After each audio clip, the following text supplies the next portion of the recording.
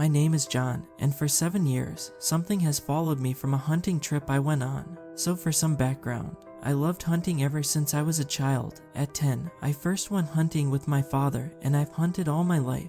As far as I can remember, I have enjoyed outdoor sports. But about 7 years ago, when I was 23, I went out on a hunting trip by myself. I was missing every shot due to where I was. Fairly uneven terrain, so I went to another spot. That's when I spotted what appeared to be an altar. It was about 3 feet tall, 8 feet long. I went to investigate. The altar had blood on it. I was confused and a little worried about what I'd find around it. I looked around and saw nothing and no one. I looked for traces of any dead bodies buried nearby, and when I went back, the altar's top had been lifted off and nothing was there. I thought it was weird, but paid very little mind to it. I left, and then, when headed back to my truck, I spotted something in the distance. It looked like a giant praying mantis, but that wasn't possible. It was black in color and was about as large as a bear, so I thought it was a black bear. I went to my truck and got in. I started the engine and left. When I made it home that night, I felt uneasy and like something was watching me. I ignored it because the doors and windows were all locked. I even made sure to check everywhere in my bedroom. Before bed, my girlfriend came home.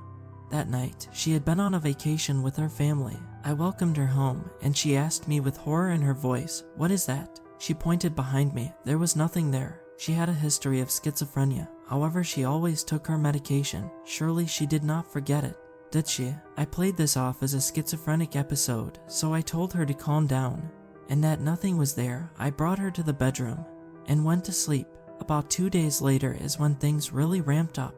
I was at my father's home. He told me that he saw something along the tree line of his farm. I noticed it too. It was the same thing I saw prior, like a black bear. I got my rifle from my truck and aimed at it through a scope. I checked to see what it was, and the reality was more horrifying than I thought it ever could be. It had 6 legs, 2 of which were propped up similar to a praying mantis. Its body was covered in black plating, and compared to a tree, it was maybe 10 feet tall. My expression had dropped, and I was now shivering with terror. My father asked, "John." I had remained silent. I lowered my gun and turned to him and said, "I don't know what that is," and gave him the gun. When he looked, he saw it too. Its eyes were almost piercing, like they cut your soul in two. My girlfriend came out of the house with my mother. They were chatting about something. I can't recall. I had been too shaken up. In fact, my father to this day does not remember anything about that day except that thing. It was like everything was wiped from his memory on that day. And it was fair to say, really, the way it looked was more grotesque than I can put into words.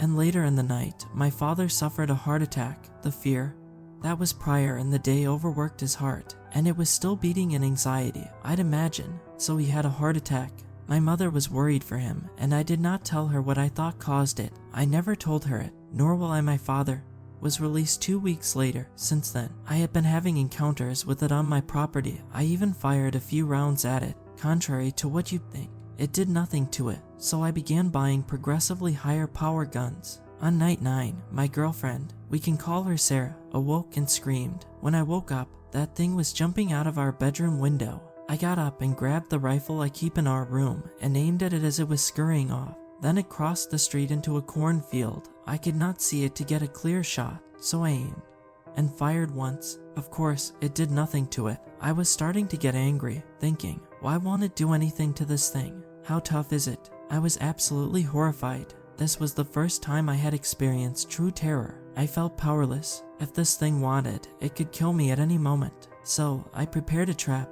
In my third barn, I put barbed wire at foot level and a puddle of gasoline just far enough so something would fall into it. I had a bit of gunpowder that I'd ignite and toss down, which I had hoped would kill it. Sarah's schizophrenic episodes got worse.